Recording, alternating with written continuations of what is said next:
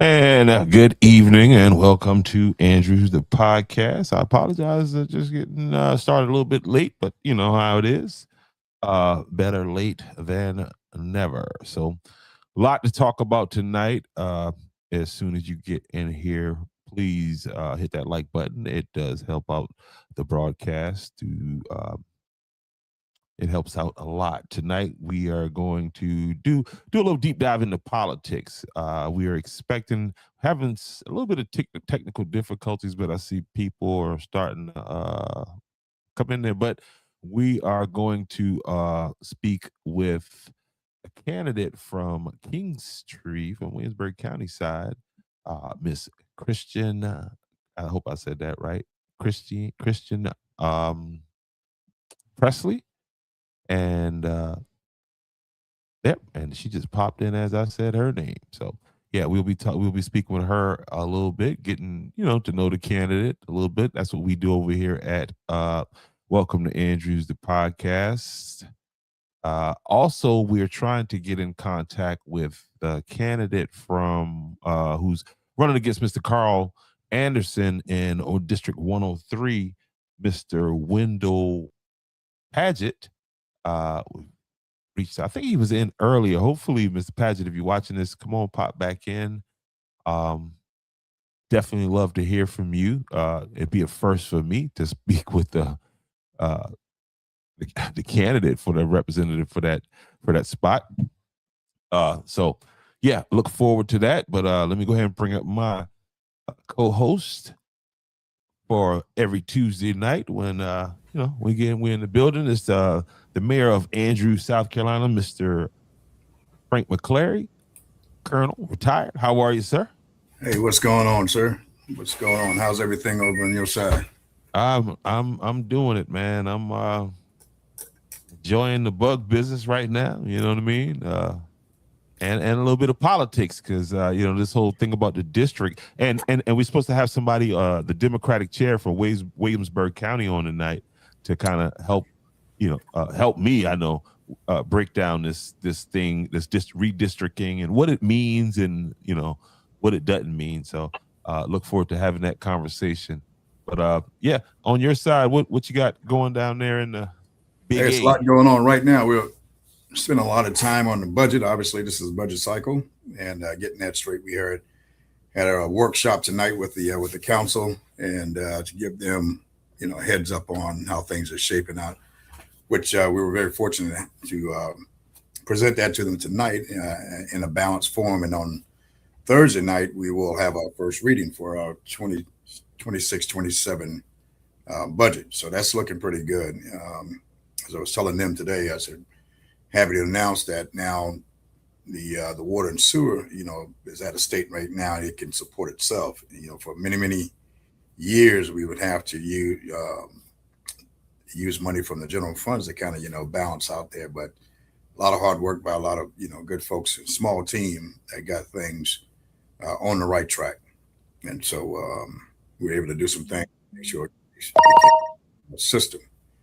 Um, yeah, so that's my major focus. But still having SC 250 heavily involved in that business. Um, Meeting tomorrow with some folks from OSI. Go out here to the preserve and talk with some other folks about the development of Black River State Park. So a lot is happening right now. Um, so pretty busy.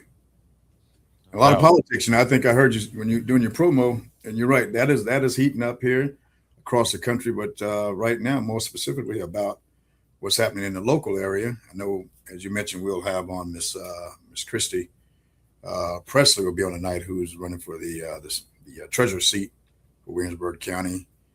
We will have the Democratic chair from that county on tonight to talk to us a little bit, as you mentioned earlier, help us better understand what's happening in that party and how this redistricting thing that's going at the state level, how that's going to affect voting.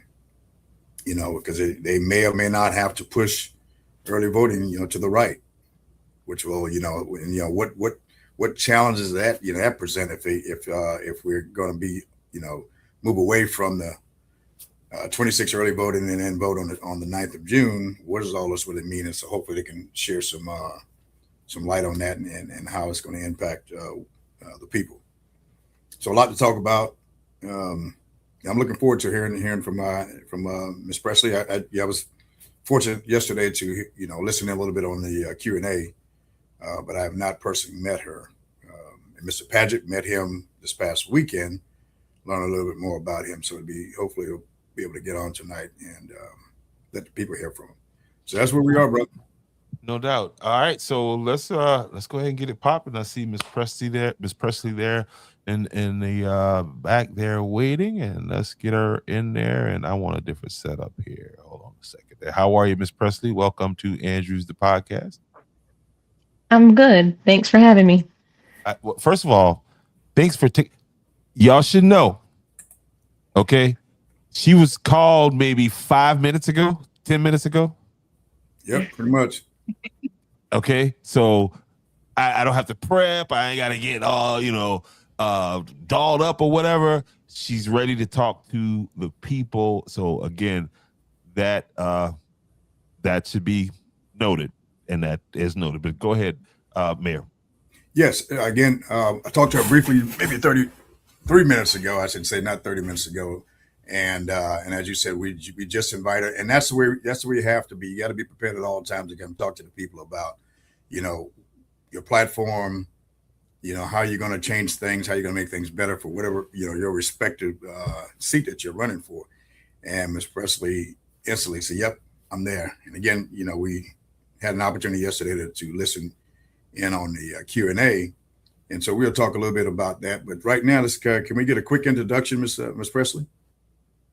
Yeah, sure. So I am Christy Presley. I'm running for Williamsburg County Treasurer. I have lived in Williamsburg County for about 25 years. This is where my husband was born and raised, and we met in college, and so I followed him here. This is where we've raised our family. I currently teach business education at King Street High School.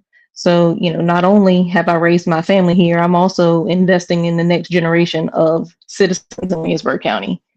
My background, I have always had a love for finance ever since the first accounting class in high school.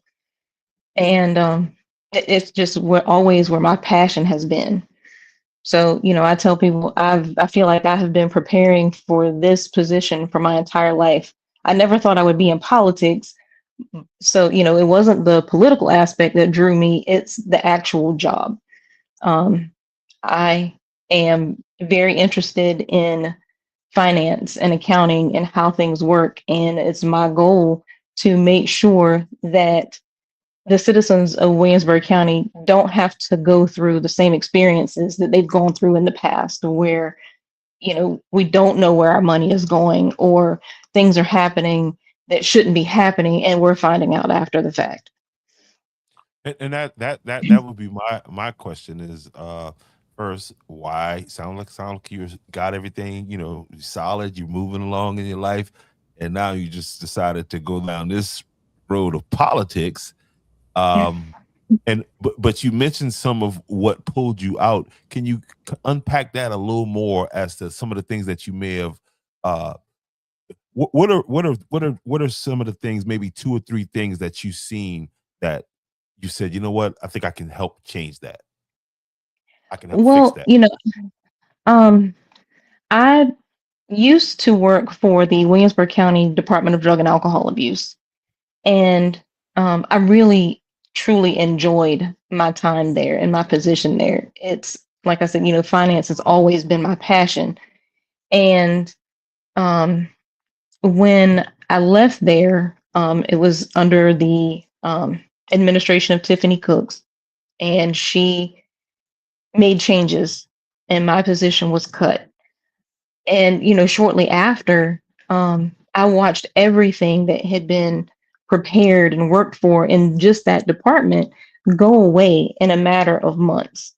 And, working with vulnerable individuals, it does something to you when you see a resource that they truly need being taken away. And so, that was one of the first things that made me kind of wake up and say, there's something not quite right. Then, as time moved on and we started hearing different things about different people within the county government, um, I was like, my thoughts were just, what's happening here? You know, um, what can we do to make things better? Like, these type of things shouldn't be happening. Um, and I think it was back in October, I came home for lunch one day, and there on the midday news was another scandal in Williamsburg County. And I'm like, can we ever get on the news for anything positive? um, and so, later on that night, it's talking to my husband, and I was like, you know, the same thing I just said here. I've never been interested in politics, but based on what the job is, I asked him, I said, what do you think if I were to run for county treasurer? And he's like, well, you've got just as good a chance as anybody else, if not better, because of your experience and your background. So, he's like, go for it. And so that's kind of where it started. Um, just having that conversation with him that night, the decision was made. And then a family member approached me one day and was like, have you ever thought about running for treasurer? I was like, well, the thought crossed my mind, but at the time I still wasn't 100% sure that that's what I wanted to do. So, after thinking about it and talking to my family and praying about it, I really feel like this is my true calling. This is what I was meant to do. It's what I've been preparing for my entire life through my education and my experience. Yeah. One question for me. So if things are as reported, and this is probably going to be a tough road ahead to fix these things. That does that concern you, or you rely heavily, obviously, on your experience? What do you think about that? Because I understand that it's still ongoing until other stuff get clears up. Yeah, Yeah. I was thinking the same thing. I apologize. I was thinking the same thing when you were saying that. Is that you're describing a swamp, and like the mayor said, going into that. Yeah, like the mayor was saying. I apologize, but I was thinking. Yeah, but it's because it's most people, and I say that because again, sitting, it's just that when things seem to be so, a lot of people would like to wait for it to get all clear up and then take a run. But to dive into the middle of it is, I think it says a lot to your confidence, in my opinion, that you can make a difference. But can you expand on that, please? Yes, sir. I do my best work under pressure. I know that kind of sounds probably strange. A lot of people run from high stress issues and problems. But when I started out early in my college career, my original dream with my finance background was to become an auditor. People hate auditors. Like, I wanted to do like IRS type audits because I like to know what's happening with the money and where it's going, and making sure that what you say is going to happen is what's actually happening. So I'm not worried about the current condition or conditions that may be there. Um, it won't be the first time that I have had to go in and make changes and clean something up. I've been in several positions where, my predecessor in that particular job, either left a mess, or, there was even one job where they changed the financial software that they were using, and the lady that was there prior to me had retired. So there was no one in the transition that truly understood what to do. So I came in as a new employee, and along with keeping things, the day-to-day operations running, I was also going back and cleaning up, areas where things may have not been entered in correctly, or things were filed incorrectly. So I'm definitely prepared for the challenge. And I'll just a follow up, if you don't mind, Jamal. Go ahead. I heard yesterday part of your resume is that you're a forensic auditor as well. You did some of that work, and if that's the case, if I heard correctly, then how does that help again with a situation like this? How does that help you and prepare or fix things? Talk to us a little bit about forensic audit. Okay, so I have a master's degree in forensic accounting.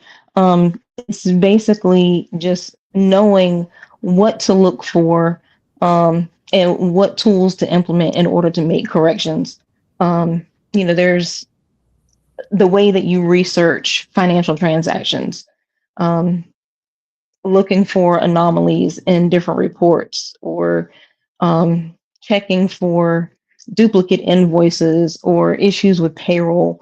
The forensic accounting is just like with forensic science on a crime scene. It's investigating what has taken place and ensuring that um, everything is being done the proper way.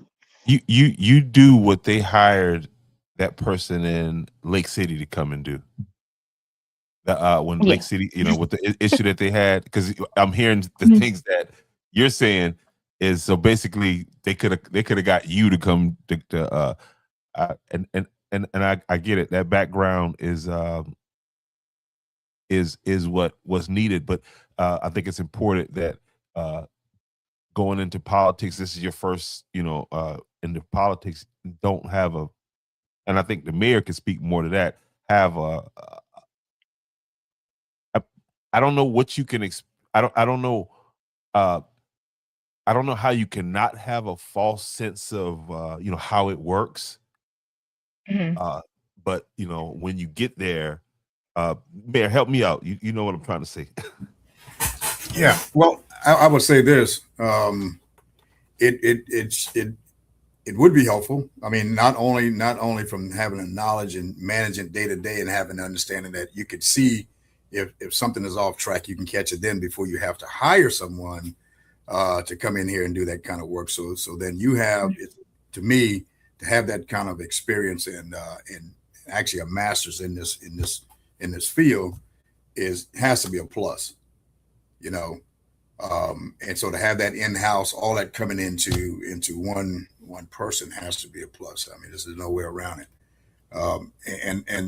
And so then how do you come in with that? How do you now resist the urge of investigating? If you come in now and this investigation is still ongoing, how do you resist the urge of trying to get in and slipping into the investigation part of this thing?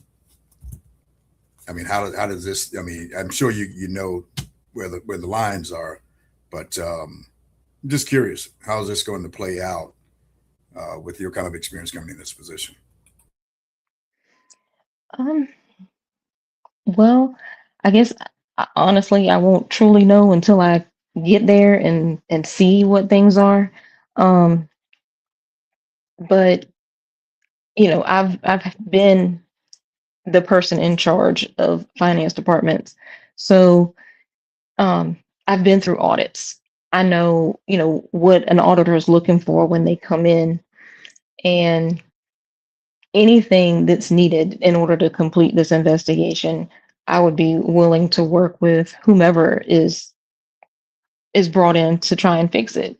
Um, you know, because there have been so many issues going on, um, I would definitely want to take a look at everything myself, um, all of the accounts, the records, especially what is being questioned, just to, be sure for myself that we haven't missed anything, that there's nothing else going on that we need to be aware of. Because, kind of like what I said last night, it's whenever you find a problem, you identify the problem, you figure out how it happened, and then you come up with a solution. So, there's not to say that in any department or any job, there won't be a problem or an issue that may arise, but it's how you handle that problem that's important. And so my question would be, okay, it seems as if transparency has been an issue in that position or in those offices. How will you approach that? How will you incorporate transparency to keep the people abreast of what the situation is financially? Um, I would definitely have an open door policy. Anyone that wants to come in, address me, ask me a question, I would be happy to answer. As far as um, reporting, all of that information should be available and open to the public. Whether they come in and ask for it, you got a copy of an audit.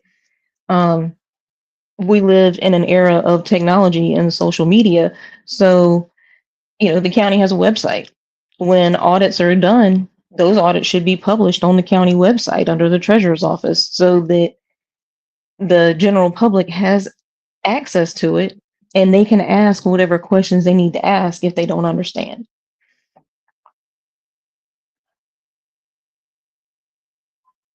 Okay, let's move away from that part. So how do you see under your leadership, how does Williamsburg grow? How do you impact the growth and moving it in a different direction?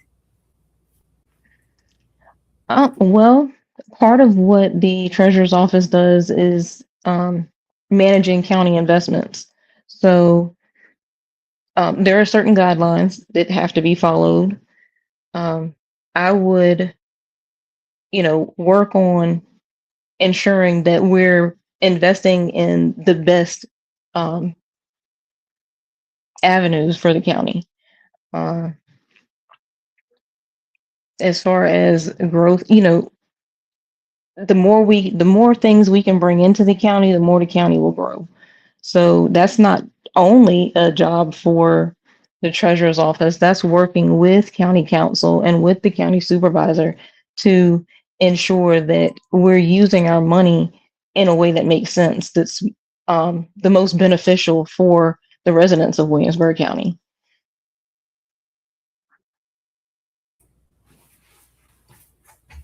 And so what does that require in terms of the working relationship with the existing council and the supervisor? So how does that work? Because we don't have a treasurer at this level. We have a CPA third party that helps us manage, and she's fantastic as well. But how does that work in terms of the interaction to avoid some of the things that we've been talking about earlier? I mean, the value of a treasurer in an organization this big. So, the county administration, council, and county supervisor, they come up with the budget for the county. The treasurer doesn't play a part in creating the actual budget, but what the treasurer can do is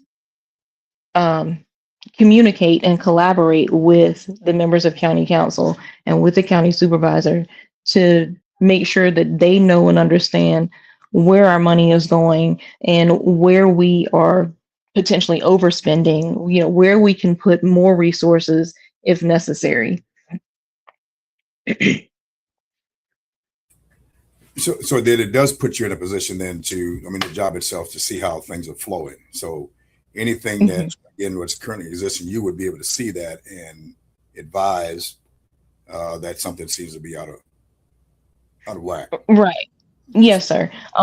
So, one of the questions last night were about the different types of audits, and, there's financial compliance, and performance was the one that I said didn't necessarily apply to the treasurer's office. So the performance audit, it's something that could be done. And that shows the effectiveness and the efficiency of how we're spending money. The other two are making sure that everything's being done the right way and the legal way. But you also have to take into account, are we spending too much money on copy paper or, just office supplies where, can we put this money somewhere else? So, in that aspect, it's it's good to be able to see where everything goes so that when these questions come up or these decisions need to be made, the individuals making the decisions have all of the information that they need. So you're watching those trends and how money is being spent, Right. which is key. And if, again, we don't necessarily have that at this level where we are. But so that's one of the things that I take on is watching all invoices come through. Kind of helps me understand, if we're putting, spending more money in maintenance or in this, and being able to make those adjustments if necessary, by constantly being aware of where funds are going, and if it's in line with what this budget calls for. This budget that we all voted on, it says are the funds going where it's supposed to, and doing those checks and balances as we move throughout the year. And if you don't, then you'll find yourself at some point, if you're not monitoring those things, then you'll either overspend or money is going somewhere where it's not supposed to. And I'm not sure how, again, the money is distributed in terms of who manage. Does everybody have their own account and they spend that money as well? Or how does the checks and balances go to kind of track what I just described?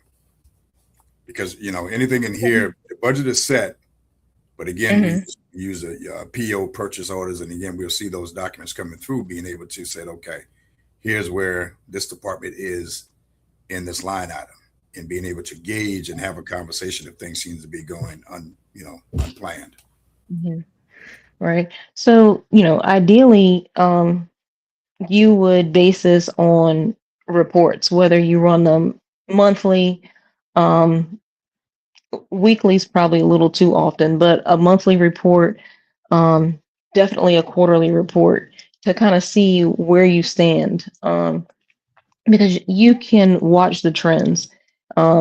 Typically, in your financial software, you can run a report comparing your spending for May of 2026 to what you were spending in May of 2025.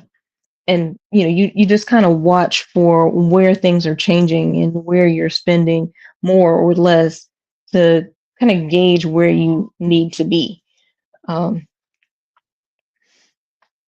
think that kind of and with that, so then so how do you, from where the county is right now, what are your prediction? And again, all of these documents are public, so you can see those things. So your best guess right now on the outside, how long is it going to take for the county to get back on track?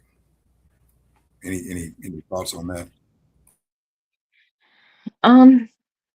That I'm not sure. It would definitely take a little more research. The problems that we have go back to really about 2020 at least the ones that have been made public. So, you're looking at 5.5 years or so of, what was going on. So it'll take some time to get everything back on track, but hopefully it won't take too long. If at all possible, it won't take as long to fix it and clean it up as it did for the mess to be made. So is it and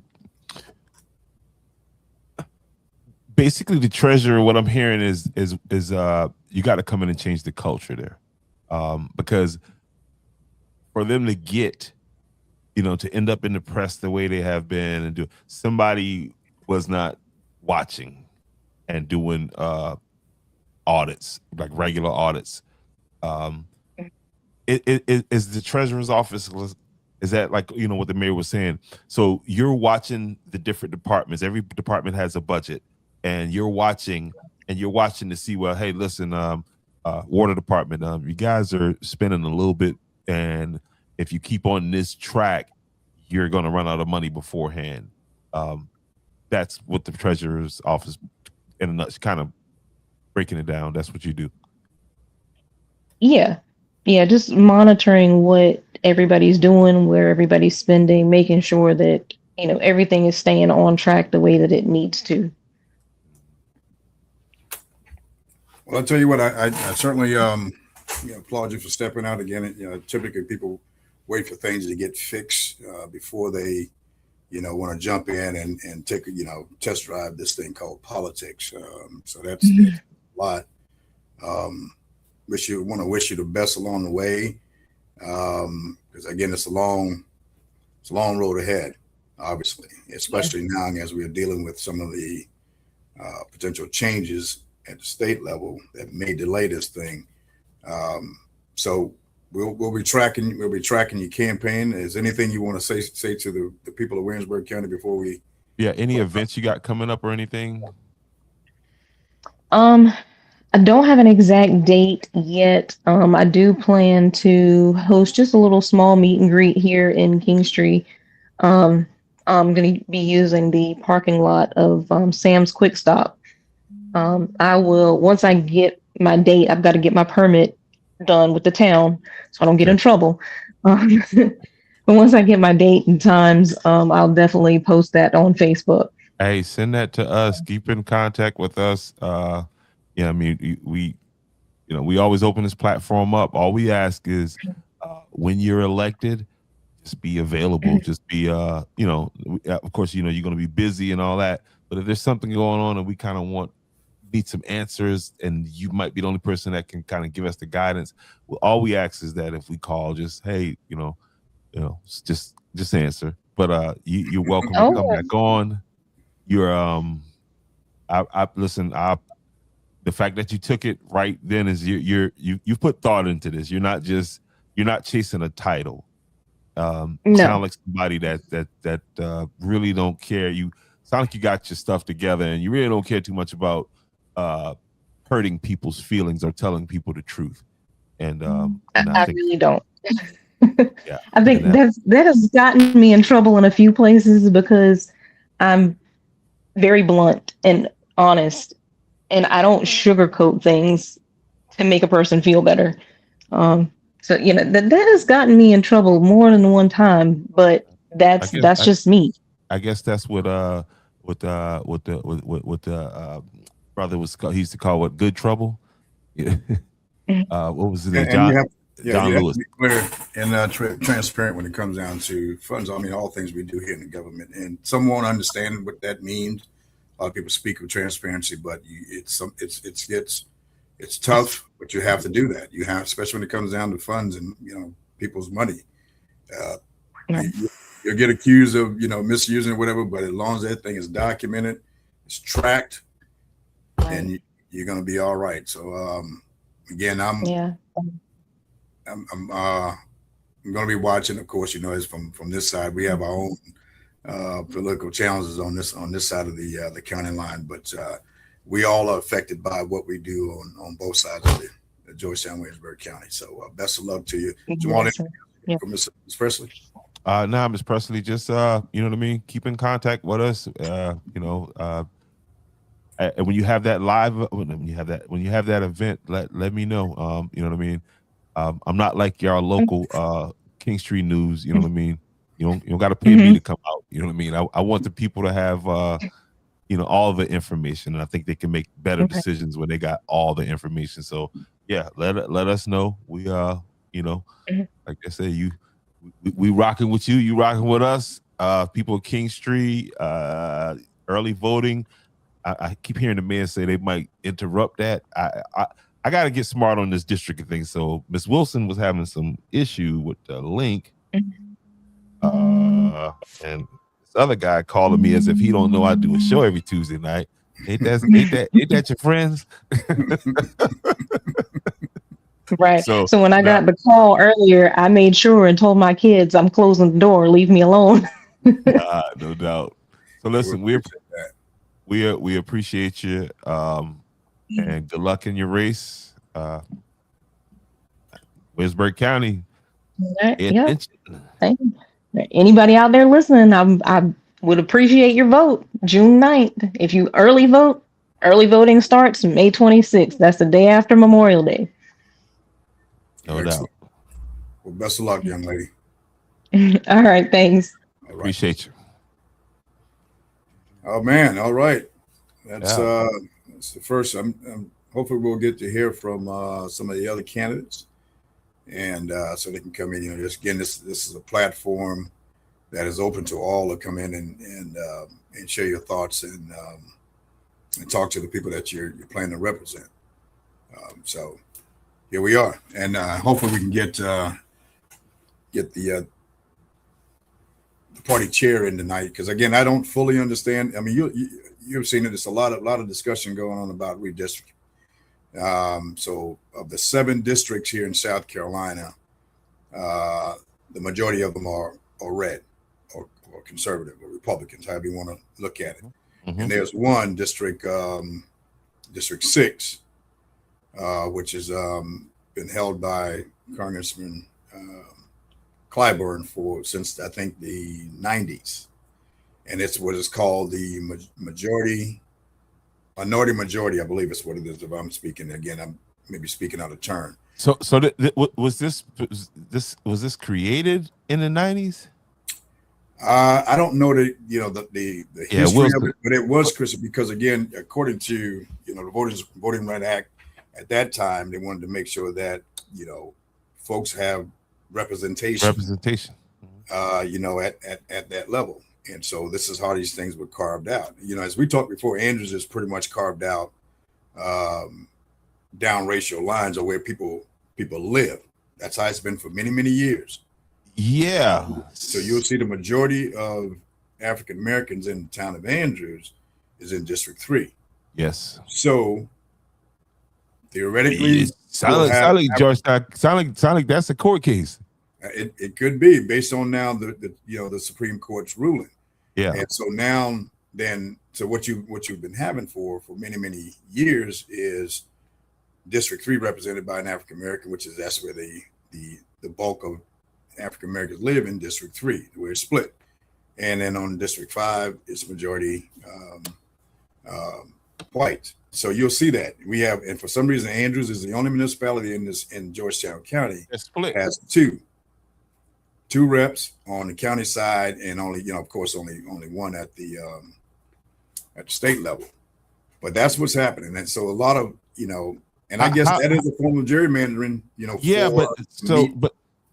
so if that's the case, and the Supreme Court, from what I understand, has not rewritten rules, but has stated the new rules, then Georgetown County should be in line for a redrawing. Yeah, because right now what it's saying simply, you cannot carve out an area, a district, based on race. Okay. And that's what I think, again, if we can get some experts on to fix us, if we're speaking out of turn, but the Supreme Court ruled that you can't do that. That is a form of discrimination to do things just based on race.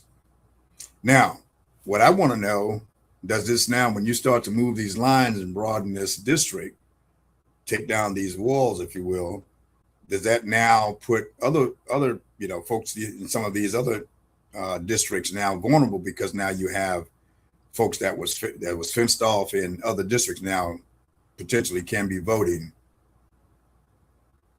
So those numbers, that's what I want to get some clarification. How does this? And my other thing too, man, because I heard, I've been following this and I heard Representative Bamberg and Representative Kirby express that there's nothing that they could do, right, to stop what is happening. Okay, if that's the case, then what's the move moving forward? How do we? Because I think it's leaving an impression that, once they do this, your vote ain't gonna count, and we're back to that, and that's just not the truth. I could be wrong. It may not count for who you want, who's your desired rep that may look like you, or whatever the case may be. Because of course we have black Democrats, white Democrats, black Republicans, white Republicans. So then, but it may not be that African American person that you want is what really kind of dissolves this thing. If and again, in our case, unlike Louisiana and some of the other southern states that have gone through this process, it may not be who you want, but it'll be someone. You still can vote. It doesn't change whether you can vote or not. It's just that you can't more or less designate who you want by confused. making this population. And again, it's like I'm talking about here for Andrews. Mhm. If what are the chances of a white person winning District 3 in Andrews if it's 75% African American? No, because it's set up that way. It's the lines And are vice drawn versa. that way Right. to say, hey, we're gonna make sure we always have an African American. I mean, that's Right. what the lines say based on the numbers Right. and So based we have on the political affiliation of blacks. exactly. And the same thing for District 5. If it's predominantly 70, 60, 70% white, and what are Republican. the chances of and Republican? And then what are the chances of a black Democrat or black Republican in this case winning? And if you look at, again, I'm not the expert. If you look at how things, analysis of any voting, regardless of what level, you will see that it depends on the dominance of the race who's sitting in, who has a better opportunity to win. Whether or not that person is qualified or not, it becomes, sometimes voting and things, election is a popularity thing. And that's just how it's set up. I mean, you vote for whoever the people choose, the majority wins. And so I think that's what some of the discussion we will hear. But again, sometimes if you're not doing your own research, you will be left thinking that, well, this I can't vote. They're making it too hard. No, you can. You just probably can't. You can't necessarily get who you want. Now, that right, fair, whatever the case may be, I mean, that's for the people to decide. And we've seen and heard opinions on multiple sides about this issue. Yeah, this dropped at 6 o'clock, and it says here, it's not letting me get beyond this point. Okay, all right, maybe are you doing it? What kind of browser are you using? I'm responding to a text.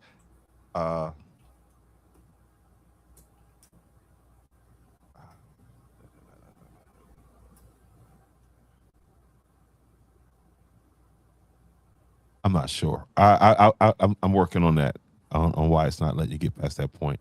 Republicans in South Carolina House cast aside Democratic suggestions and objections Tuesday as they work toward a key vote on a congressional redistricting plan that could give the GOP a shot at winning an additional seat in November's midterm election.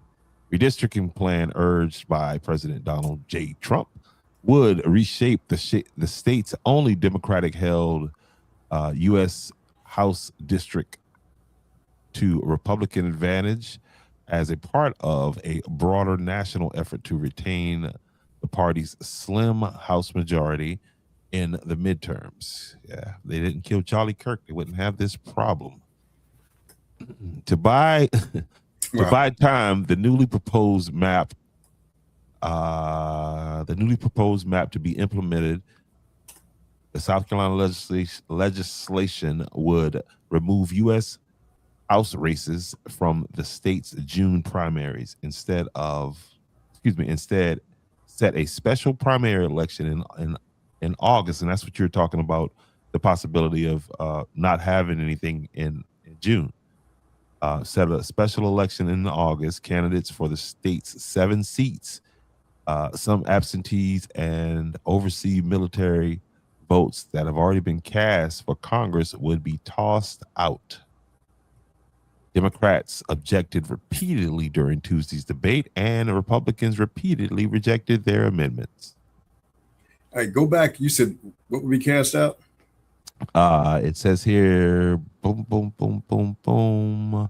It says here to buy time, USC Senate 9 primaries, and instead set a primary in August and select some absentee and oversee there. I just heard you pop in there, Ms. Wilson.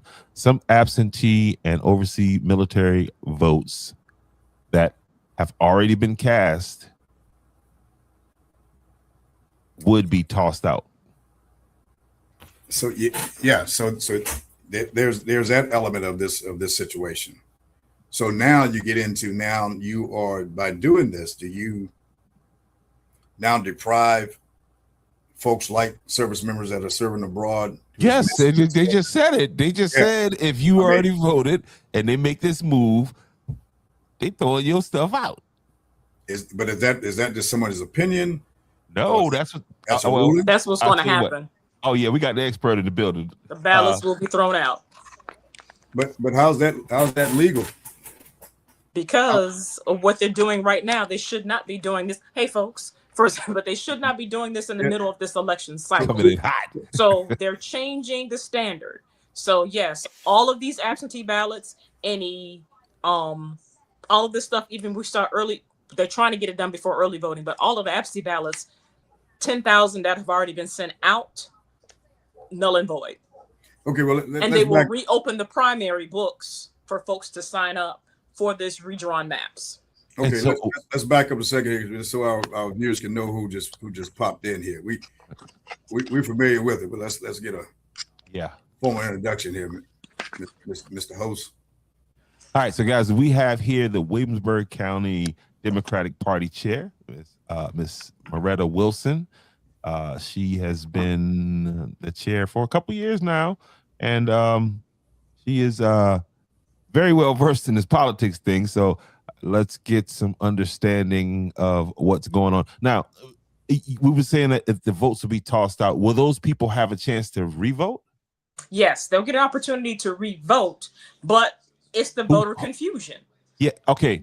Now, the voter confusion. Also, what I'm confused about, will they be able to revote for Clyburn, or will he be? Depends on what district he's redrawn in.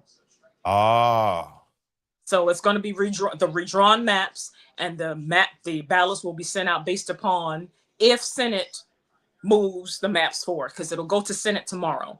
The House has a supermajority of Republicans, so they just pretty much shut down the filibuster that was happening on yesterday by the Democratic Party to not push this forward. But an agenda was pushed out this afternoon from the Senate that they will be hearing about the maps at 2:00 tomorrow. If they don't have enough votes to stop it, you will be wasting $2.5 million that have already been expended of taxpayers' dollars to get set for this election cycle. So I mean, and with them, I don't think it's about the money. It's about the power. It's about the. Oh, it's definitely about the power. But again, if South Carolina doesn't have any funding, if we're number one worst roads in the nation, we should be expending those funds where they're needed. Well, and so, is there a possibility, like you said, so Congressman Clyburn will be. I'm trying to understand what happens to his. His district layout changes. He will still be the congressional person. He said he's going to run regardless. Okay. But this just changed the scope of who's in his district. It changes his voter base. Let me see if I can find a copy of that map that they're proposing. Well, I think for example, again, in your county, the same situation happened when as a result of the redistricting, moving the lines at the end of the 2020 census, we lost the House seat. Yes, because Representative Anderson, McKnight and Kirby. McKnight, yes. Their districts blurred. They became one, as opposed to two separate House seats. Right. So they both were serving, but they had to unfortunately run for the same seat after the lines were redrawn in 2020. And what causes the lines to be redrawn? I know in this case he said it's the Constitution. Is this based on the census? How does this? Okay, it's the census number, so it's based upon the population. And typically that's when they do redistricting, but they're doing their mid-decade, is what they're calling it. But typically the process is to capture the census information. So what's going to drive now? What's going to drive the lines now in terms of if it's not race based? So it's just population? Is y'all going to have in this quadrant X amount of people? I mean, is that what it is? Do we know? There's no rhyme or reason to what these maps state. They came directly from DC, from a gentleman who worked on Project 2025. So there's been no thorough review. There has been no plan. There's been nothing that has been done by the House or the Senate of South Carolina. No General Assembly input. This came directly, like I said, from DC. Here you go. Here's your new map. Oh, so I didn't realize that. So the map came down. So what? So then, if it's if the Republicans control the House and the Senate, but the Senate, mm-hmm. What's holding them up from this? Why is it taking them so long just to vote on it? If that's they got the marching orders from DC. Here's your map. Go vote. Make it formal, and then go about your business. Why? Because the House members, the Democratic members who are House members, have been doing their due diligence to prevent this from happening. So they're wanting more research. They're wanting more transparency. They're wanting the House members to sign their name. Who's supporting this bill? Who's putting forth these maps? Where's the research that happened for these maps? And these are the questions that have been asked since Friday, when they were forced to go back into session, because they should have been adjourned for the summer on Thursday, the 14th. But because of the governor's executive order to force them back into session to have this discussion is what caused that. So rightly so, there should be questions. There should be a debate about what's happening before we move forward for a vote. And so that's what's been happening Friday. That's what happened on yesterday. And late last night, the Republicans changed the rules, decided that they're going to cancel how we do this structuring. Yeah, about the debate. Okay. Only 3 minutes per, amendment, and 10 minutes for the discussion, and then you move forward. So the goalposts. So if I didn't get inside the 20, I can kick a field goal and win this game, but they just moved the goalposts. Absolutely. That is the exact language I used with someone else on a post earlier today. And I mean that's it's all, and it sounds like it's all based on how we're organized. It sounds like it's all legal. Yeah, that's the part. To a certain degree, you can. Slavery was legal. You can make anything. I'm sorry, I ain't laughing at slavery, but that was a good point. My bad. Damn. You got to think about legalities when we talk about stuff that's legal. There's legal loopholes. That's how people buy firearms. They shouldn't have. That's the problem with all of them people up in let me point this way, up in Columbia, being lawyers. Correct. What do we expect with all of these lawyers? You know what I mean? Yeah, I don't know, man. Or if I have an agenda, I could care less about what's right and fair. So I would say then. So obviously the Democratic Party is adversely affected by this. So what is the message that is coming out from the Democratic Party at large? How do they prepare themselves to deal with what it inevitably is going to happen? So what is the message to the people in terms of, because as we talked earlier before you came on, some are under the belief that it's a wrap. I can't vote. My vote won't count. Is that true? Absolutely not. And that's part of the problem in South Carolina. Over 300,000 voters have not voted in South Carolina since the 2012 presidential election. So the numbers are there, but so many people have gotten apathetic, and we can't afford to be apathetic with situations like this. And there was a House member who said on the floor that we might regret doing this. The Republican member, he said, because this is going to activate the Black vote. This is him quoted saying this on the House floor. So they think that they're targeting Congressman Clyburn, but what do you think you're doing with his base? You're spreading us out. So you're thinking you're attacking one seat, and you may lose some seats. And so those are the Republicans who are saying, nah, we don't need to do this. Correct. All right. So are these maps? Is this correct? What I have on the screen here? To be honest, I don't know. Because again, that's the conversation that's been happening. So they basically haven't dropped the map. We don't know how we're going to do it yet. And they keep saying that the maps are available for the House to look at in the map room, but then the members of the Democratic Party that get up to speak and say, well, there's nothing available there. No one is in there to provide you detail on what's changing. Is this accurate? You know, so again, and no basis on how they got to this point, aside from this was sent to them. Man, I wish I had the I wish I had the Dora Explorer, the map thing. This is the map thing. I'm sorry.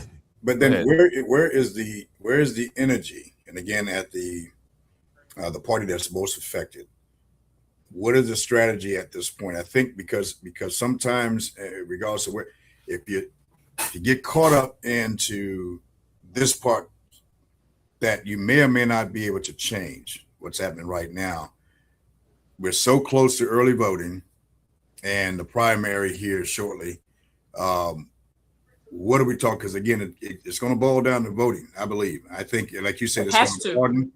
It's going to expand now. Who else can vote for whomever they want to, whether it's Congressman Clyburn or whatever the case may be. But to keep people focused or to get them focused, I don't see the effort at the national level yet that says, let's move beyond this. Let's let the legislature. There is energy. There's energy. There's a lot of energy on a lot of different levels, not just from the political level. It's also from the NAACP, ACLU. They're already encouraging folks. One, they're already filing lawsuits in every southern state. So that's where this redistricting is happening. So we're talking about South Carolina, but we're talking about all the Southeast states, all the states that lost in the Confederacy. So this is loser energy moving forward. This stuff happened during the Civil War, and you're bringing this same energy back once again. Is this a part of the South shall rise again? that could very well be, and they're very patient. We looked at how the Supreme Court was stacked over the years. Mm-hmm. All of these things came into place for this particular purpose. Murdaugh's conviction speaking of the South rising again, Murdaugh's conviction got overturned. Round two. It's a lot happening, but I think in all seriousness, we say that, but it's in all seriousness.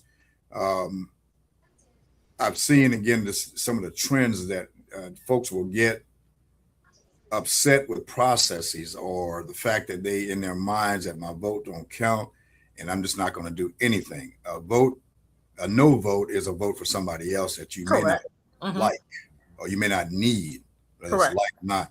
So again, what is the winning strategy in this? How do we win despite this? Is there a way to win despite this? Because it feels like, oh, they get ready to stack the deck. You know what I mean? Mm-hmm. So should like back in the days, the way that the blacks invaded the Democrat Party, should we start getting some blacks to go and join the Republican Party? Typically, people love to say that, but when you have a primary that has opposition, it's never effective during a primary to do that. If you have a primary that has opposition, you need to make sure your person is moving forward to the general election. So basically, don't eat your own. Pretty much, because that's what you're doing. You're throwing something away, and then you don't know what the end result is going to be. Oh, he's going to be fine, and then this candidate comes out of left field and takes the person out, during the primary. Yeah, I'm looking at y'all governor race, kind of saying, I got some opinions on that. The front runner, he obviously is a softball fan. Who is the front runner now? Mullins McLeod on the Democrat. I'm calling him the front runner. I see him more. He apparently did some great work with the Charleston Nine. And he's got the money. He's got the money. That's the problem that I have with politics is because it's always about money. Yeah, the messaging. The message is like the background noise. Thing. It's the least. It's how often are you seen? How many of these people I can buy?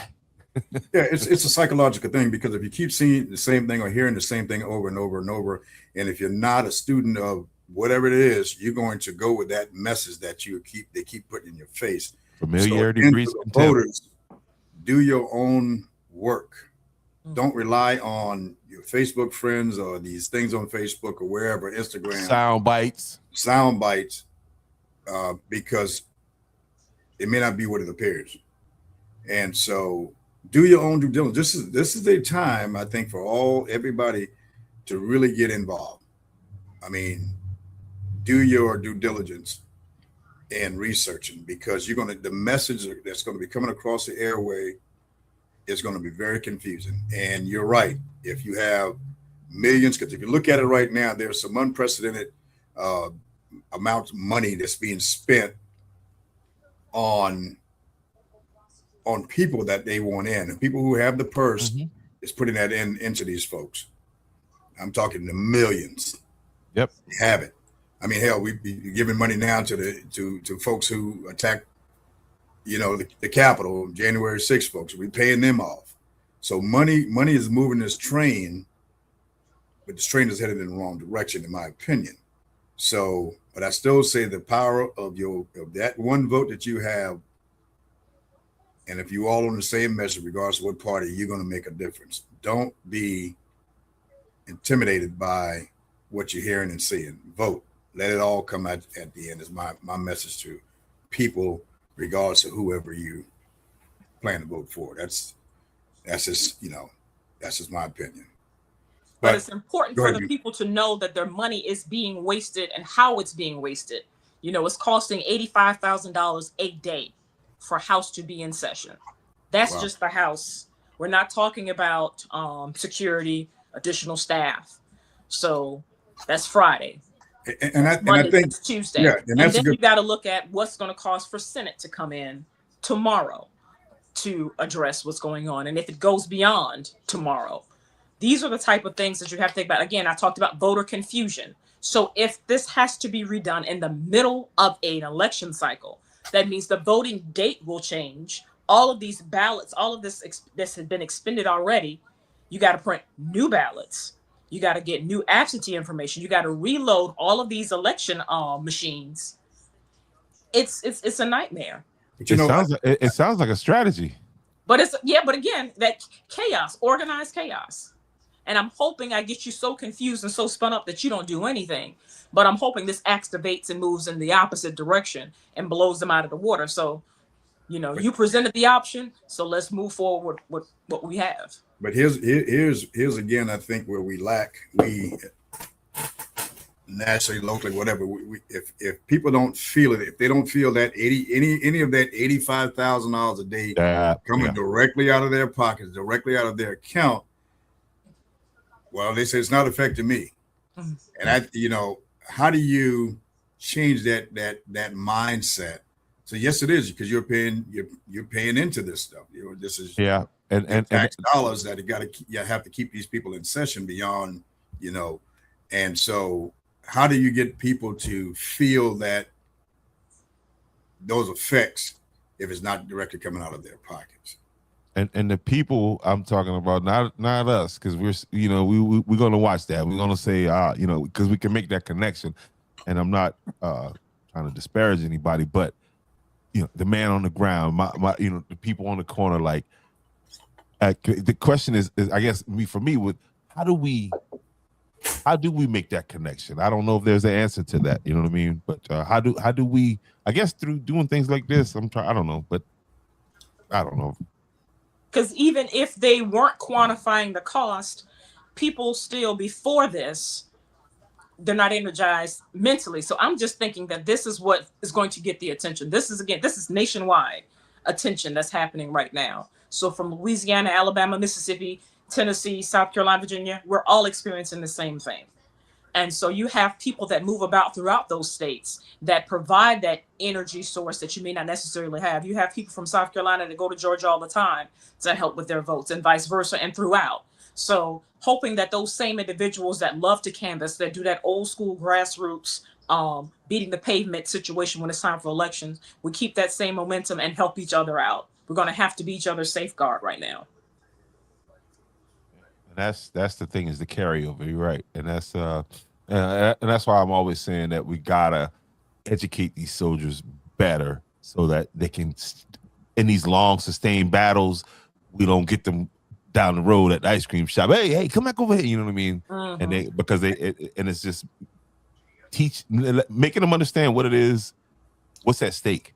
Well, I think the thing is now we have I think if we just stop, we as all the people, if we stop and just see what's happening right now across the world, locally, because it's all affecting us, and just simply ask yourself a question: do I want this to continue this way? And if the answer is no, then you need to vote the other way. Because you're not going to get them to realize, you're not going to get people as a whole to realize that this 85, and again, I use an example, this $85,000 is actually coming, you're paying into this. But if you don't like what's happening, you can feel and see what's happening right now. It's tangible things that are happening. Correct. When you go to the gas pump, you feel it. You damn right. So you can equate it to that. It's right. the same thing. Yes. You know? And if by now that carton of egg that was, talked about so much at the national level, an example of, what's too high and it's going to come down. Are the eggs cheaper today? Probably Is not. anything cheaper today?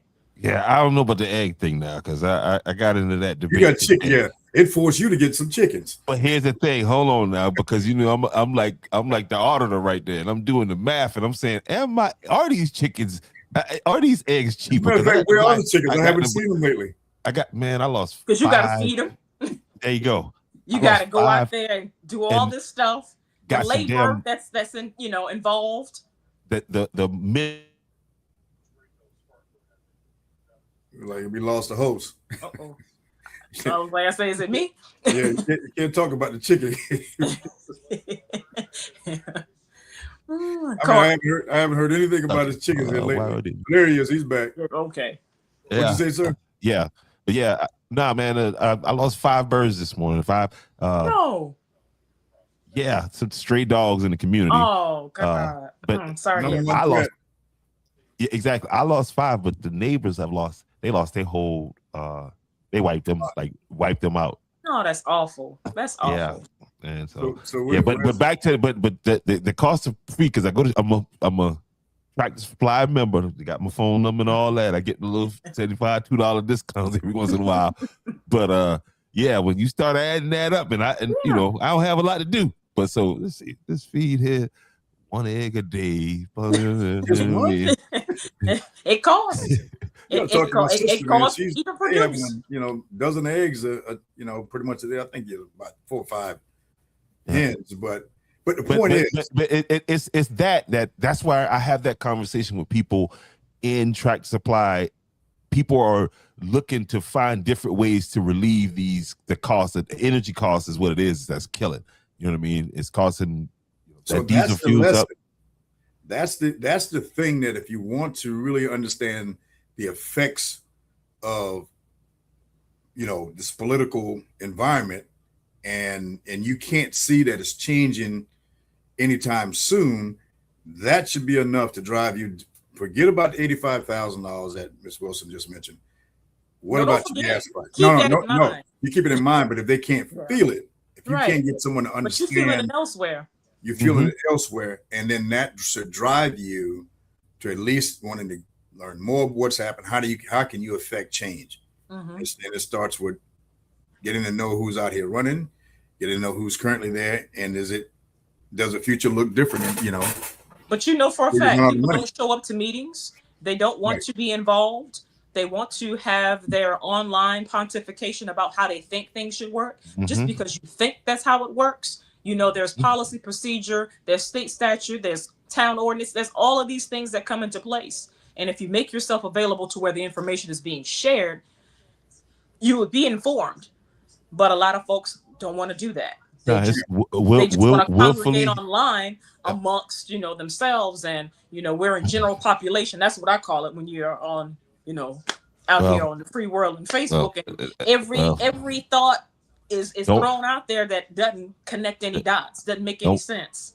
Don't put me back in charge. Don't put me, not back in charge, but don't put me in charge of that, because I'm changing the voter rules off the top. Like, yeah, we gonna straighten that up. Woo! Listen, I'm putting the jelly bean jar up there. Tell me how many red jelly beans at the bottom of that jar before you come in. All right, you pass that. Here's a read test over here. Turn it off. Hey, so let me ask. Go ahead, sir. But out of that, right? And we talked about that. Out of that kind of pressure, I say that's what Winsburg County produced, these kind of people right here. You feel what I'm saying? These kind of, this is these kind of people that came out. I was talking to a 22-year-old today who lived with her parents, right? Probably watching the podcast, and was talking about a job. She's unemployed, but she said she's not broke.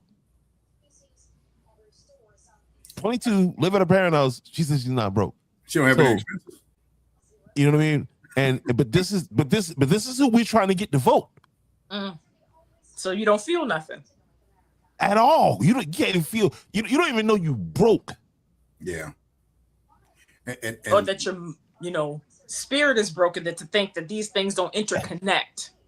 And that's what I said. I said maybe she thought I was saying because it was, I'm not gonna go out there and chase no bugs or whatever. You think I want to go chase bugs? No, but I don't want no bills. I don't want them bills chasing my ass. You know what I mean? Yeah. So look, it's gonna be one way or the other. Just like politics. People say I don't get involved in politics. Well, politics involves you. Thank you. Everything that you say, think, or do involves politics. Politics in some form or fashion. Yes, and so you got to get that out of your mind. You are cringe when people say that. You're a participant or you're a victim. So let me ask: is this an apple orange or apple shrimp comparison here? So then, if the district situation was unconstitutional, what is there to be said about the electoral college and how? I mean, the electoral college is an antiquated system that should have been done away with decades ago. It serves no real purpose aside from to control the vote, because you'll see popular vote versus electoral college, and you can have the popular vote in a state, but the delegates in that state give their votes to one candidate. What are you going to do? So it's an antiquated system that needs to be, if we're talking about redrawing or revisiting something or dismantling something, they should start there.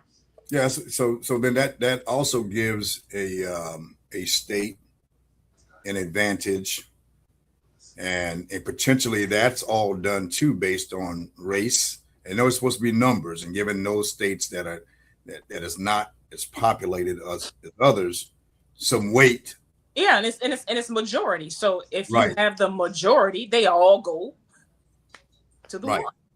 And you can be as popular as you want to be, but if you don't have those 270, 270 electoral, the votes at the end, then you can have this candidate can have 15, 20 million more than this candidate, but again, you didn't get to 270. You didn't get to 270, and you're just a popular loser. So the justification, what I understand is so that states with large populations don't control the government. Is that in regards to what? Is that the thinking behind the electoral college? Because you get the way I understand it is that you get these each, like some of the smaller states. How do I understand it? I understand it to where it's set up to where, like smaller states, let's take like New Hampshire, where they wouldn't get clouded out when it comes to the federal government because of their state's population. Is that? But you only have a certain number of delegates per state. Yeah. So you talk about a smaller population. We only have 8 here in South Carolina. Okay. So you look at another state like California, forget how many they have. So it's still population. In a sense, representation.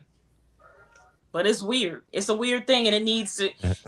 The algebra and calculus of it don't make sense anymore. So again, I think we come back to the point where if I'm just a person that's not into politics, how do you now? And I don't feel a direct hit how do you convince me that my vote matters? Is where I Well, think the broader based question. upon what they're doing. If your vote didn't matter, they wouldn't be going to these lengths to make these changes. They wouldn't be pressing your vote. You know what I mean? So just because you don't use it doesn't mean it doesn't have value. But I'm going to make it harder for you to exercise it. So if I make it hard for you to do something, that has to be some value in it, somewhere. Right. People just, they have that mindset. Okay, if it didn't matter, then we wouldn't have elections. There wouldn't there wouldn't be a reason for it. We're just gonna go ahead and do what we want to do and tell this person they're in charge and do these things. But this is what the forefathers, we're on 250 years of Yes, we are. America. And so they said no taxation without representation, Great Britain. Here we are. But South Carolina says, forget that. Let's try something else. All the southern states are saying the same thing. So they're basically wiping their behinds with the Constitution right now, based upon why they said we have our Independence Day. So how did this end up in front of the Supreme Court? How does this decision end up back in? Who brought it up to where the Supreme Court ruled the way they did? So it was an issue in Louisiana where they were adding another congressional district or seat or some sort, and it was an issue where the majority Republican base fought against it, and they took this thing all the way up to the Supreme Court. We know how the Supreme Court is stacked. You're always gonna have your 6-3, and here we are, saying that no, don't worry about that. What we said in the 1965 Voting Rights Act, don't worry about that. That doesn't even apply to what you're talking about. It does, and now they've removed that district based upon that decision, and it was just like clockwork. Like everybody was on the same schedule. They were waiting for this to happen, and as soon as it happened, all the southern states was like, let's do it. Well, initially, our governor wasn't going to get involved in that, wasn't going to move on that. I wonder. No, he said that he wasn't going to extend the session. Right. Yes. That's what he said. Which would have essentially because of that force and function, it wouldn't have time to entertain that. So session would have ended. Correct. But then the voice from Washington, D.C. spoke, and then things changed. Yes. And here we are. So when is the final decision supposed to be made on this? Possibly tomorrow, could go into Thursday, unsure. But 2:00 tomorrow is when the Senate is supposed to, because the House approved today, so it moves to the Senate tomorrow. And there's a public comment section. You can provide your public comment. You can go in person at 2:00, or you can provide your public comment via email to let them know how you feel about this redistricting. So it's going to be a long session tomorrow. More than likely, because it was an extra long session yesterday for them. Even after they put a limit on the time to speak. Yesterday, they didn't move to that until late yesterday. So Democrats moving forward with the filibuster, pushing time, and then at some point yesterday evening, they moved the goalpost and pushed forward with these new rules to be effective 11 a.m., which they executed today. So then this is just formality. That's essentially it. And it just depends on the Senate. We have 46 senators, so we'll see how they vote. Unless some of the Republicans go to the other side. Yeah. And then again, how is that going to affect them? If they're taking AIPAC money, they're not. They have elections in the next 2 years. Each and every one of the House members have opposition this midterm. So they're all up for election right now at the same time. So, hey, it could be for the best, and maybe we get rid of a bunch of folks if that's how you decide to move forward. Yeah, and it hasn't panned out well for Republicans at the national level and state that has gone against that party's position. There's a whole lot of money come funneling down from DC that if you step out of line and you get off message, then you're at jeopardy. Your seat is It's under attack. Yeah. And that's in a lot of cases, that's what they're being threatened with. Oh, we're going to primary you. Well, guess what? Y'all have to run every 2 years. The House is the most exhausting situation ever. Couldn't imagine having to run for office every 2 years for this nonsense. So it's very different. If they get elected, some of them, get their seat back, you got 2 more years to account for this. So this is it's a quick turnaround. But I would say then, I mean, as we close this out, I would my thing is that let's keep it simple. It's a lot of moving pieces and things that are part, what we're discussing tonight and more. But the message is just go vote. Period. Just go vote. If it's going to be May 26th for early voting, we won't know. We really won't have those answers until they get through with this piece. So whether or not voting will be postponed, or we're going to continue with business as usual. I think I just looking forward. Again, you hear me keep saying Charlie Kirk, and I'm saying that for a reason, because that has been a problem for them, and so what they're doing is predictable. I mean, because they are struggling with that young white vote right now. And so and they're struggling too, because they're looking at what you've been doing. It's some things are just so egregious you can't come back from. And we need to say, hey, stop, take a beat, and focus on the real things that matter to people. But no, here we are again, and nationally, where are the Epstein files? Yeah, and so we're at war right now with Iran because that's what the Epstein files at right there. That's the distraction. People are dying based upon a distraction. The Epstein files probably at the bottom of the streets of Hormuz. And see, so you guys now, I get a little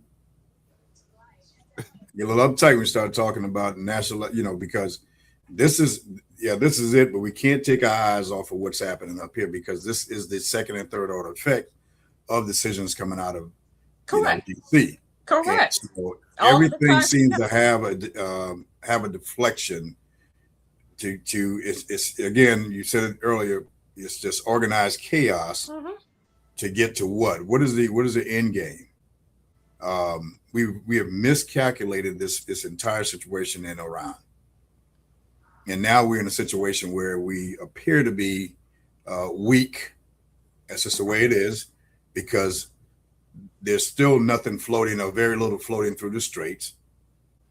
All prices, food, everything is still going up. Our farmers are suffering.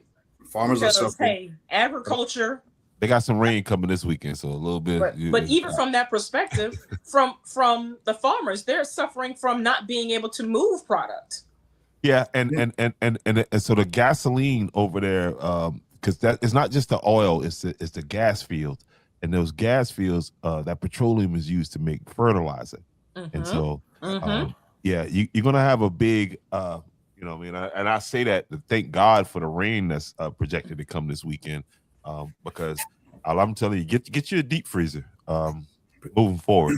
And that's what people need to understand. That is the second and third order of effect that is causing a problem. There is no way, there's no clear vision when this is going to change. You keep hearing a different message that's coming down. Well, by Labor Day or Memorial Day, I don't know which one it is, that the price is going to be here. That is not necessarily the case. We didn't do well with our visit to China recently because again, nothing seems like it's thought out before we make the next move. Knowing that if you want to go over to China, because China has the air of Iran, okay, we know that. Russia, China, Iran. So now we are thinking we're going to go over here and talk to China, who we've been bashing and I was talking real crazy about. And this tariffs of some incredible amount of money, but we're going to go over here now and ask them who has a majority of our debt, by the way, right, and ask them, hey, get your boy over here in Iran to open up the straits.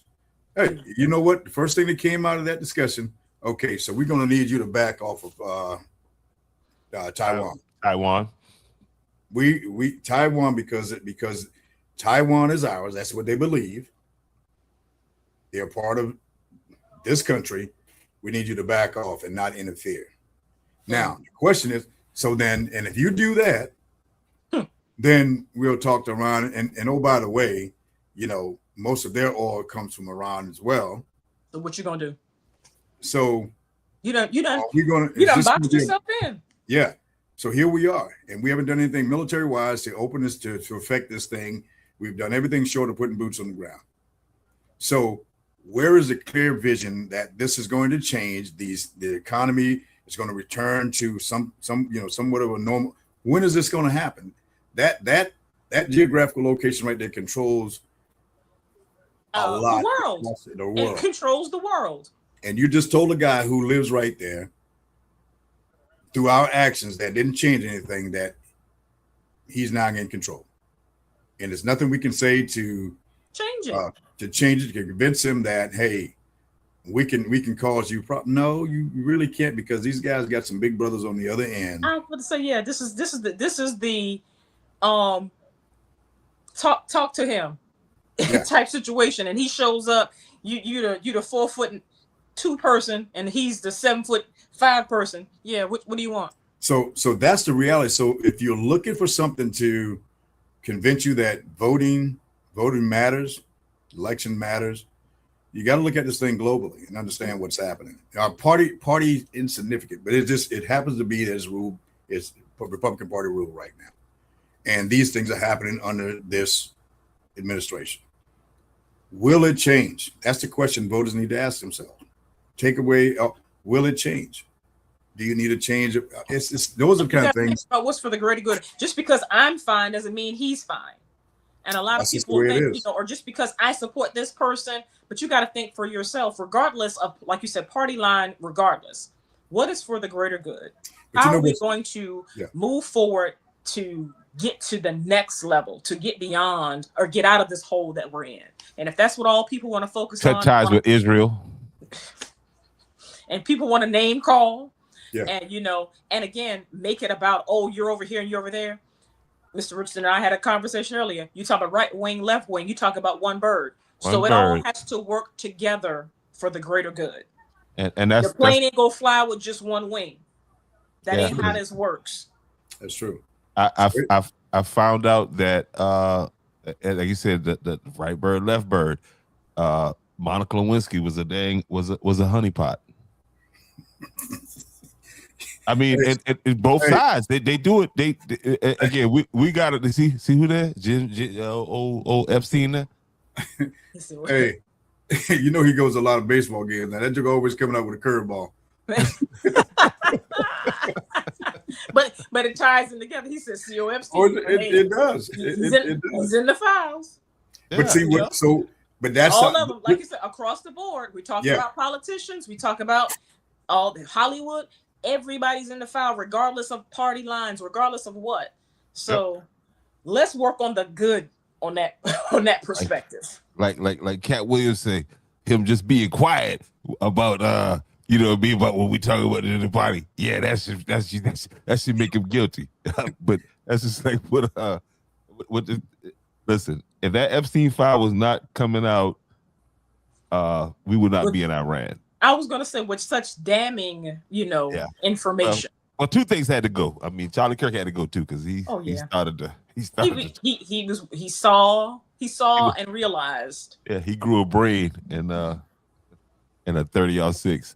Yeah, there's a lot of talk about it. But here's the thing: what bothers me about all things that are happening is that so many people you've gone to school with, you probably ate at the same table, so we'll stand quiet and hold that party line when these type of things that you just showed, other things, and we're all of these ethical crazy, taking airplanes and accepting all of this stuff, paying off. I guess it's retribution. American citizens being murdered in Minneapolis during the ICE protests. How do you stand and not and just be quiet. Goes in, you Silence means you're complicit. that bothers me, that you can just stand and support this and weave through all that, sift through all that, and say, oh, by the way, but this is one good thing that's happened. When all of these things here that really has gotten us into where we are, globally. But that's when people gaslight themselves. So we're in a difficult time. It's unfortunate. Yeah, and so we're not obviously not going to figure it out tonight. But what we want, and certainly I do want people to just go vote. If you're looking for a slogan, something to motivate you, just go vote. The sister Jennifer Lewis said, "Get your behind up." That's not what she said. No, vote. Yeah, she have her own song. That's it. It's that go serious, though. And let the chips fall where they may. I'm not advocating one side or the other, but just go vote. You do your due diligence, see what's happening. Can you live like this for another year, another year, another 2, 3, 4 years? And that should be your answer. And if you can. And check the record. What have some of these folks that are voting for these policy changes, these redistricting, what have they done for your state? What bills have they introduced? It's very easy to find out. You can go right to the state's website and you can see their voting pattern, what they voted for. There's discussion about things that make absolutely no sense. But this is what they focus their energy on. I've said it on this platform before. South Carolina is one of 2 states that don't have a hate crime bill. That's South Carolina and Wyoming. Reverend Clementa Pinckney was a senator for this state when he was serving in 2015 when that demon went into their church, murdered him and his parishioners doing Bible, sat through the entire Bible study. But this is what we have the energy to focus on.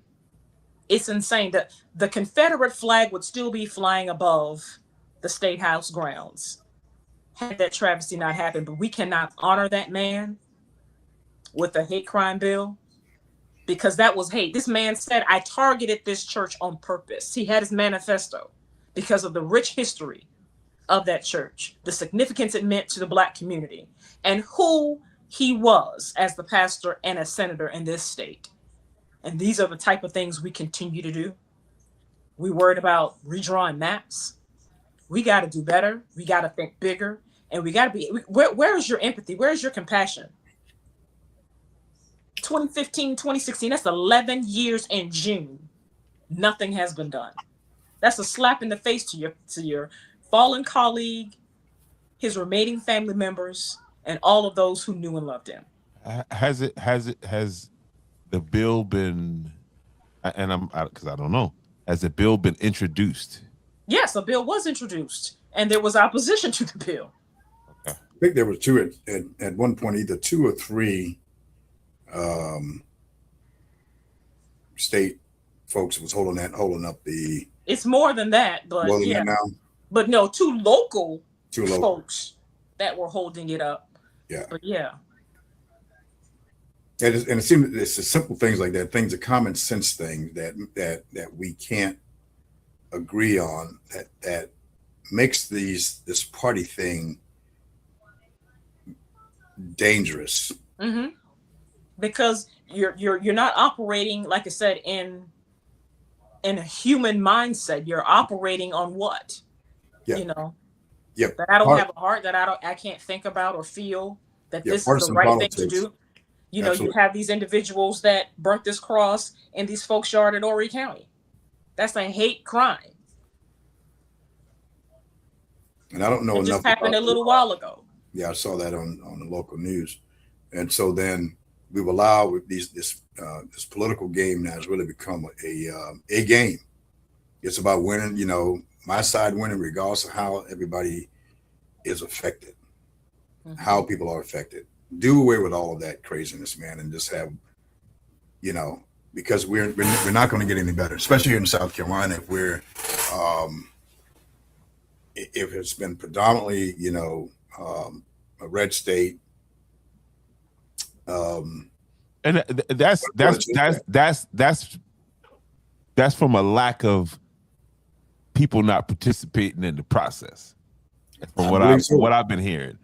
I think it's 40% of this state, I think, is minorities. I believe. I don't know if those numbers are accurate or not. I don't know. But again, we're all spread out, but it's also the numbers are there. We're just not showing up. Not showing up. So 2012, since 2012, over 300,000 South Carolinians have not voted.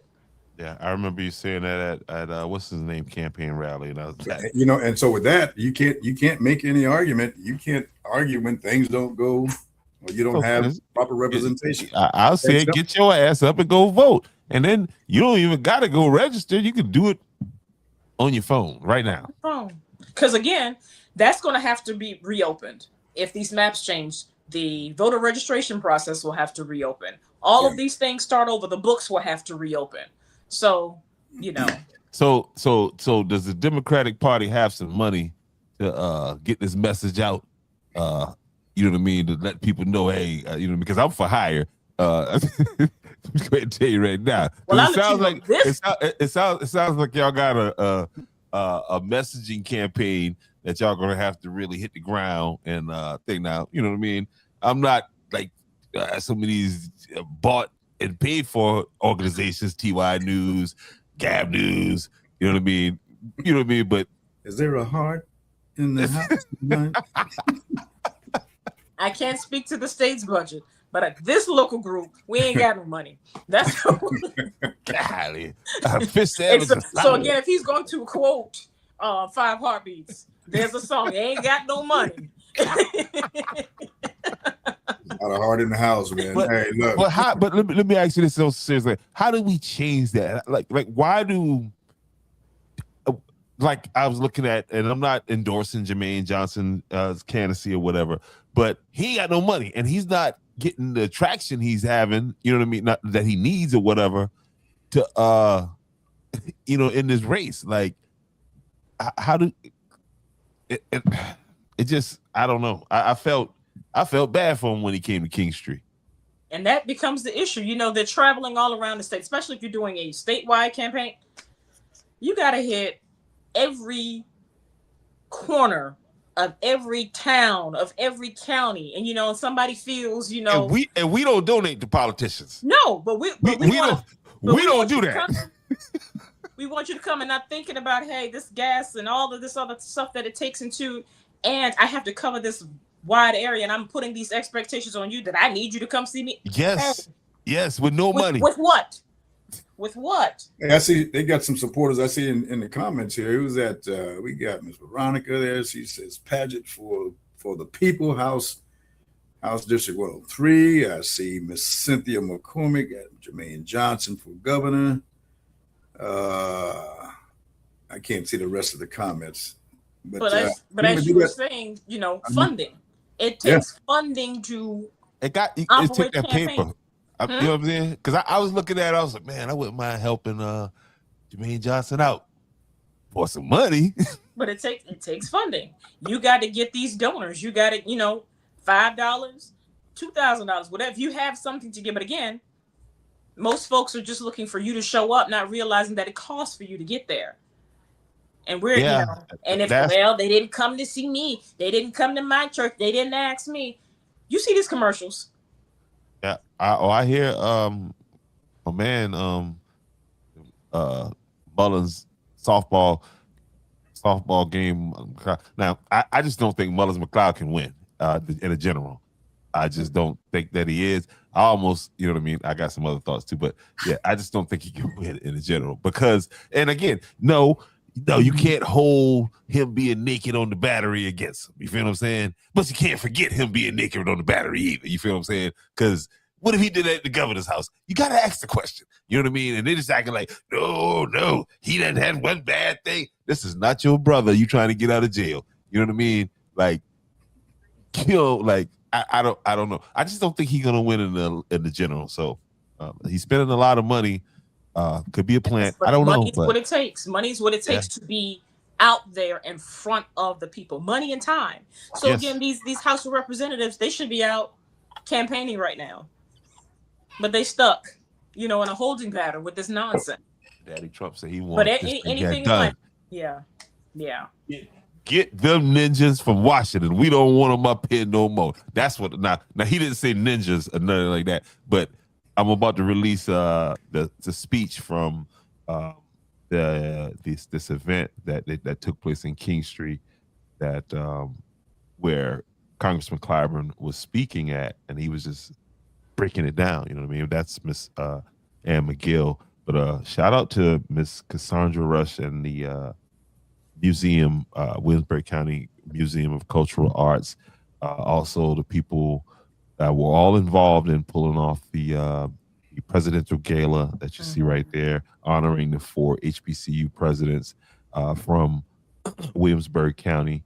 But yeah, I just had to say that real fast, y'all. Shout out to Miss Sandra and that group, Congressman Clyburn and Miss Vicky, and it was crazy, y'all, is that I don't be knowing a lot of these people I be talking about online. Like, I'm glad I got some size on me, so they be, kind of second guessing while running up on me like that. They be like, I don't know if that's safe, but people be like, oh, that's such and such. And I done talked about Miss Coretta.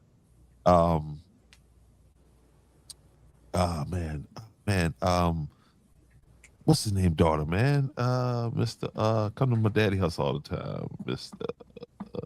Blumenville. She ran for office. I can't remember her name. Coretta? Is it Coretta? But anyway, I met her. You talking about school board? Yeah. There you Okay. go. There you go. Yeah. She came and gave me a hug at the thing. I'm like, who the hell is this lady? She was like, yeah, you was campaigning for me so hard. Miss Carletta Scott Israel. Carletta Scott. There you go. I said Coretta. Okay, God. Carletta Scott. Yeah. You know what I mean? But nah, it's all good though. You don't know who knows Shout you out out to there. Sandra Rush, that program together. I'm sorry I missed it.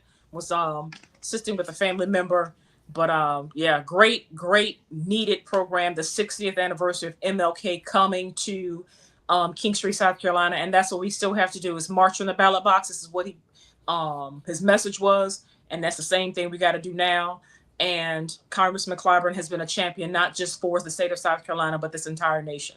There's so many things that have happened, great things that have happened because of this gentleman. He's been the second Black person, not Democrat, because there have been Democrats and Republicans who've been in a congressional seat throughout the duration, but he's the second Black person to hold that seat. Robert E. Smalls was the first after Reconstruction, and then Congressman Clyburn is the second.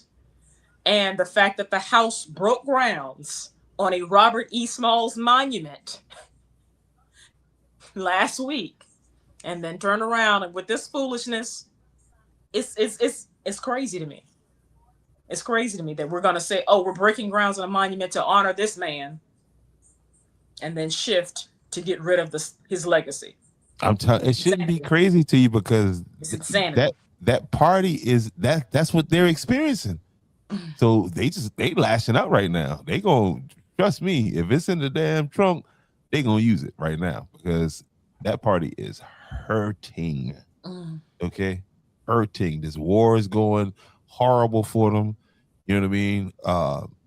And it's just, and so. So what better to do to energize your base than to disenfranchise those that you've already vilified and picked apart? There you go. Let's throw a little race in the pot, and here we go. And no, a lot, not a little. That's the main ingredient. It's too salty already. Yeah. Yeah. It's pure and uncut.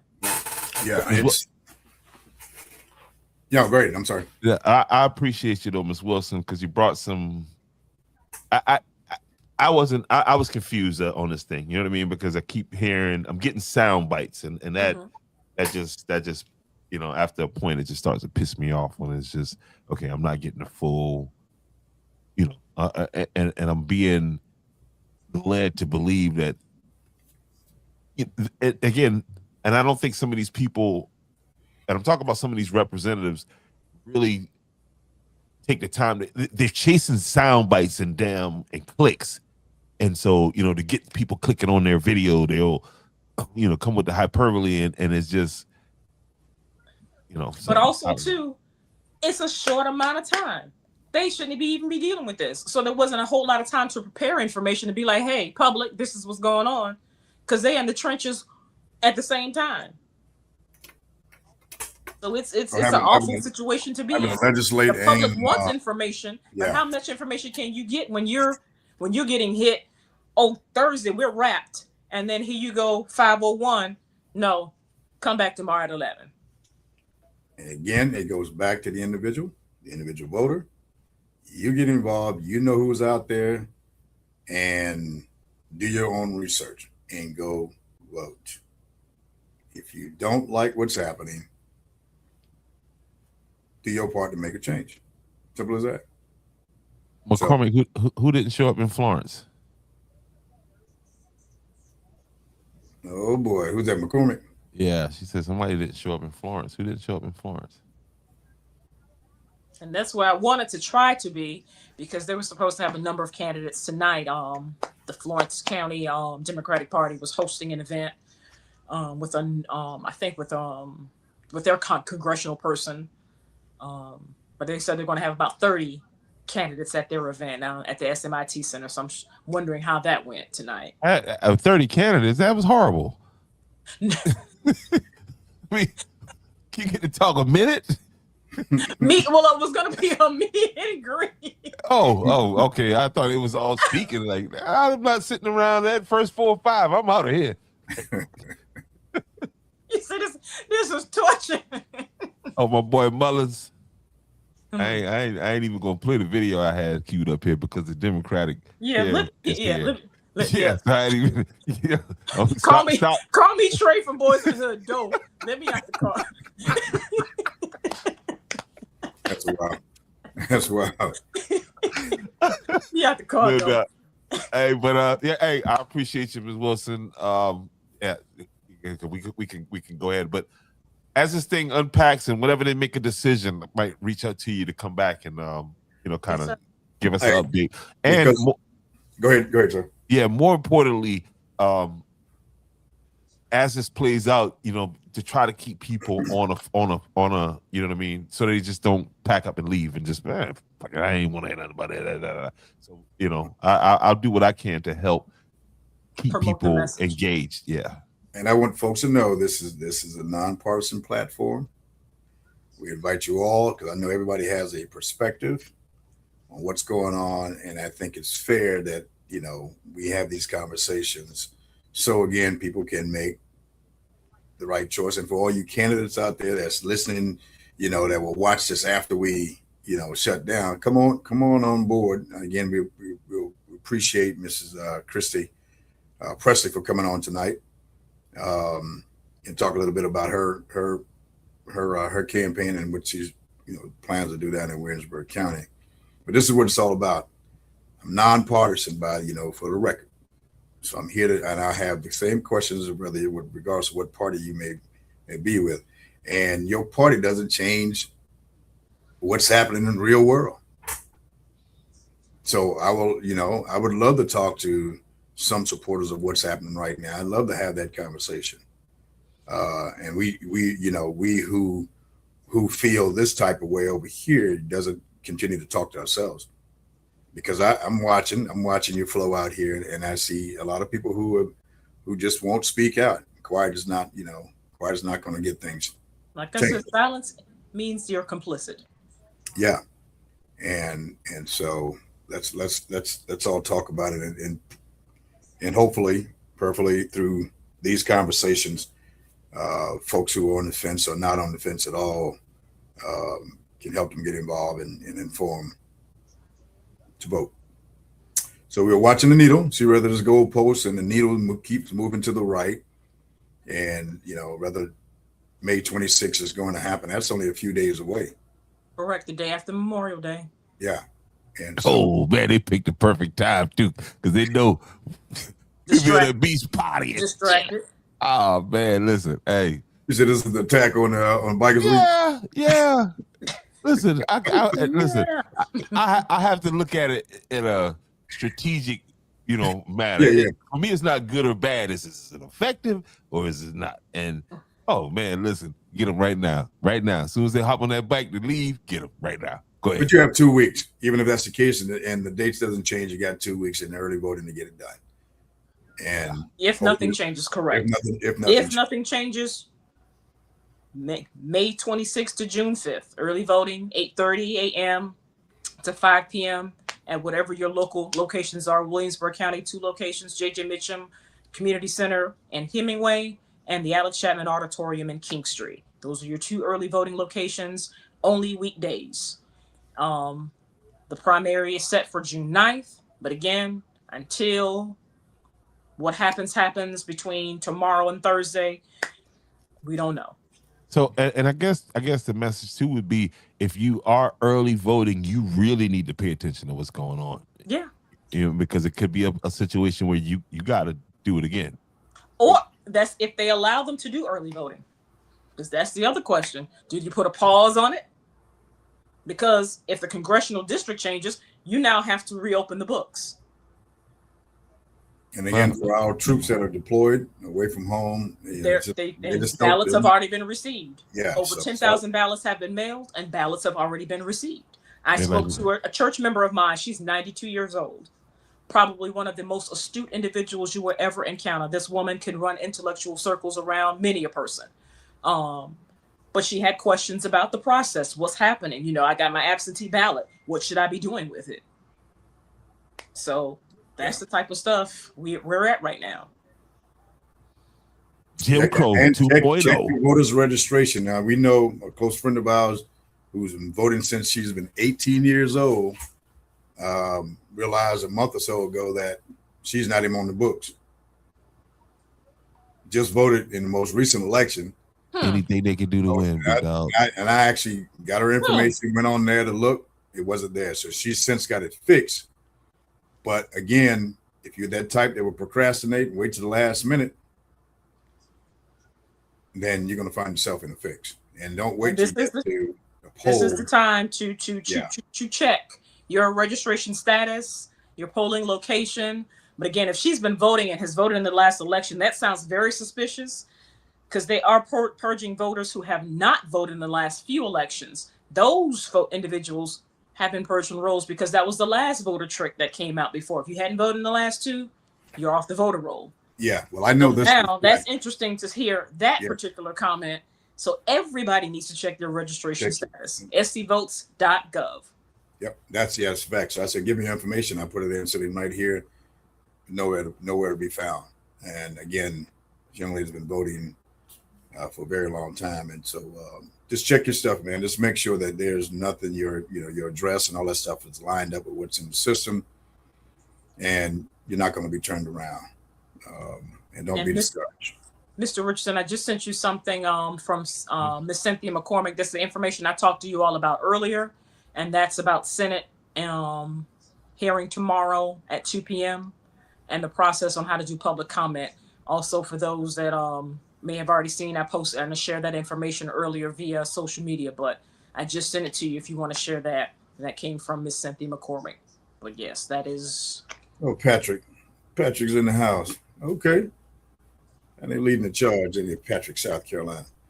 Hey, this has been great. But yes, because I got a very early start in the morning, and I have a sleep regimen to get to. All right. No hey, I'm gonna be on the Black River tomorrow, paddling out there in a kayak. I'm kayaking. No doubt. Yeah. We got.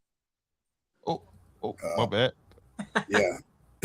He said, "Forget your kayak." No, I hit the wrong side. Kayak. Kayak out of here. So y'all come on out and join me on the water tomorrow. No, thank you. With you, my friends. More digging around in bat poop. Hey, I saw that stuff, man. Hey. Yeah. Some interesting work you had going out there, but stay safe with that, man. And supposed to appreciate you coming on to share some of y'all thoughts from the cloud level of the politics, and for us local folk down here who just trying to make it happen. We appreciate that. And we didn't get to see the other candidate who we thought was going to come on, but there's opportunity. Just don't wait too late. Yeah, tell them to reach out to me. Veronica. I'll do a special. You know what I mean? Tomorrow, I don't know. I might be down with Rising Gents again, which was an awesome experience last week, hanging out with them guys, and what they're doing there.